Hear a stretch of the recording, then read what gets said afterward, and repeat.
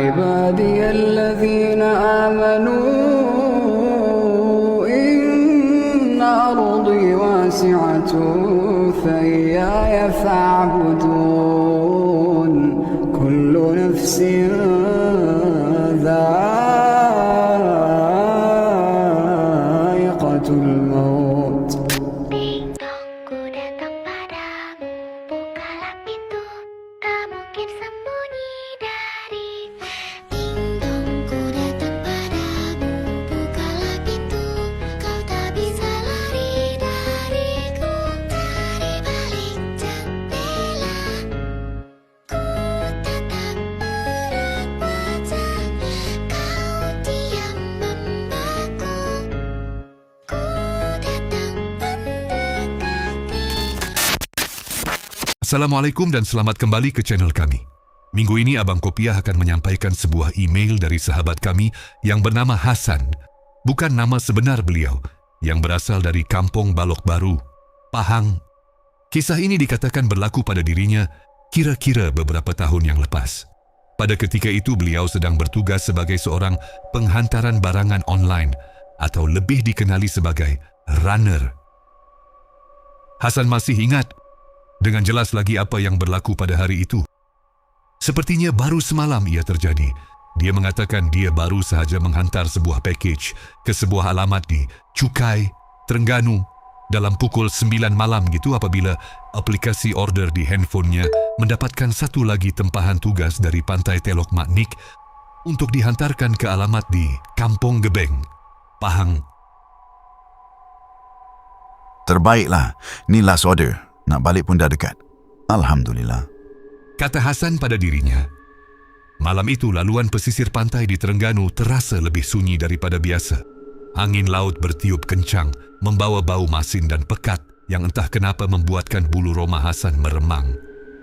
Tetapi Hasan menepis segala rasa takut dan gelisah itu demi mencari rezeki yang halal. Setibanya di daerah Pantai Telok Maknik, dia menyemak kembali skrin telefon bimbitnya. Aplikasi menunjukkan lokasi pengambilan barang di sebatang jalan kampung yang gelap, dikelilingi pokok-pokok rumbia yang melambai-lambai ditiup angin. Betul ke tempat ni, weh? Tak ada lampu jalan langsung ni. Rungut Hasan sendirian. Tiba-tiba, lampu motosikal Hasan menyuluh sekujur tubuh yang berdiri di tepi jalan, tepat di lokasi yang dinyatakan dalam peta. Lelaki itu memakai baju kemeja hitam yang agak kotor dengan tanah. Wajahnya pucat lesi dan tunduk memandang ke bawah. Di tangannya ada sebuah kotak hadiah bersaiz sederhana yang dibalut kemas dengan kertas warna biru. Hasan memberhentikan motosikalnya dan menongkatnya. Bang, Abang Khairul ke yang tempah servis pick up ni? Tanya Hasan, cuba mengusir rasa seram. Lelaki itu mendongak perlahan-lahan. Matanya sayu, tiada bermaya.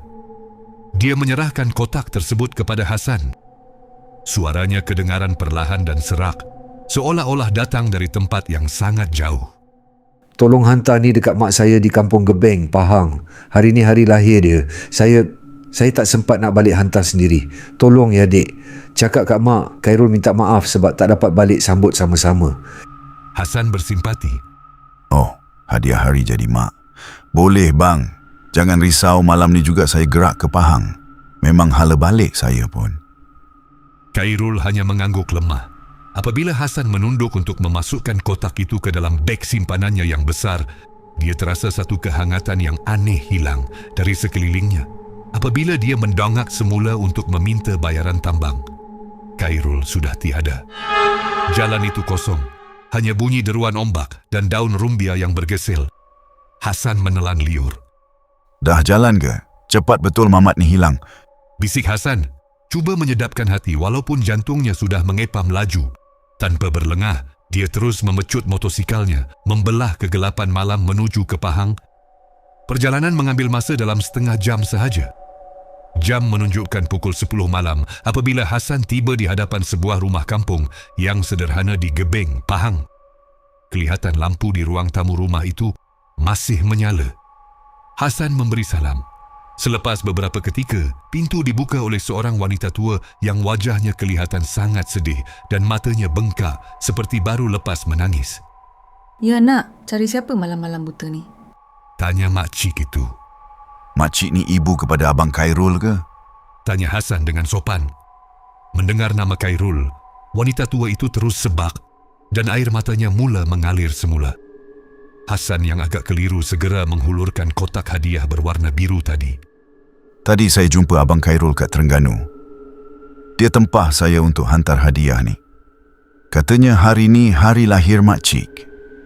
Dia minta maaf sangat-sangat sebab tak dapat balik sambut sekali. Terang Hasan sambil tersenyum, mengharapkan senyuman daripada makcik tersebut. Namun suasana menjadi sunyi sepi. Kotak di tangan Hasan bertukar tangan, tetapi tangan wanita tua itu menggigil hebat. Dia memandang Hasan dengan pandangan yang sukar ditafsirkan. Nak, biar betul nak. Kamu jangan buat lawak dengan makcik. Suara wanita itu terketar-ketar. Betul makcik. Saya baru jumpa dia beberapa jam lepas. Dia pakai baju kemeja hitam. Balas Hasan bersungguh-sungguh meyakinkan. Wanita tua itu terduduk di atas lantai muka pintu sambil memeluk kotak tersebut. Tangisannya pecah menjadi raungan yang menyayat hati. Seorang lelaki pertengahan umur yang mungkin bapa saudara Khairul meluru keluar dari dalam rumah apabila mendengar tangisan itu. Kenapa ni kak? Kenapa menangis lagi? Tanya lelaki itu sebelum memandang Hasan dengan muka hairan. Kau ni siapa? Saya penghantar barang. Saya hantar hadiah daripada Khairul. Jawab Hasan, mula rasa tidak sedap hati. Lelaki itu memandang Hasan dengan dahi berlapis, lalu melepaskan keluhan berat yang penuh dengan duka. Dik, Khairul dah meninggal dunia 3 hari lepas, Dik. Dia kemalangan jalan raya dekat laluan pantai Terengganu masa dalam perjalanan balik ke sini untuk sambut hari lahir mak dia. Jenazah dia baru selamat dikebumikan semalam. Darah Hasan dirasakan terus menderu turun ke kaki. Mukanya bertukar pucat seperti mayat. Jantungnya berdegup kencang seolah-olah mahu luruh. Dia teringat kembali wajah pucat Khairul, baju kemeja hitam yang kotor dengan tanah, dan bagaimana lelaki itu tiba-tiba gaib di jalan yang sunyi itu. Wanita tua itu membuka balutan kotak hadiah tersebut dengan tangan yang terketar-ketar. Di dalamnya ada seutas rantai emas yang cantik dan sekeping kad ucapan. Makcik itu membaca kad tersebut dengan suara yang tersekat-sekat. Selamat hari lahir, Mak. Maafkan Khairul sebab tak dapat balik hantar sendiri. Khairul sayang Mak selamanya. Hasan kaku. Dia tahu dia baru sahaja menjadi runner kepada sebuah entiti dari alam lain. Tanpa meminta sebarang bayaran, Hasan meminta diri dengan suara yang terketar-ketar, menghidupkan motosikalnya dan memecut pergi dari situ dengan 1001 keinsafan dan ketakutan yang tidak akan dilupakannya seumur hidup. Apa benarkah itu adalah jelmaan roh Khairul? Buat kali terakhir untuk menyampaikan hajatnya, memberi hadiah kepada ibunya? Ataupun mungkin gangguan entiti gaib yang ingin menyesatkan Hasan?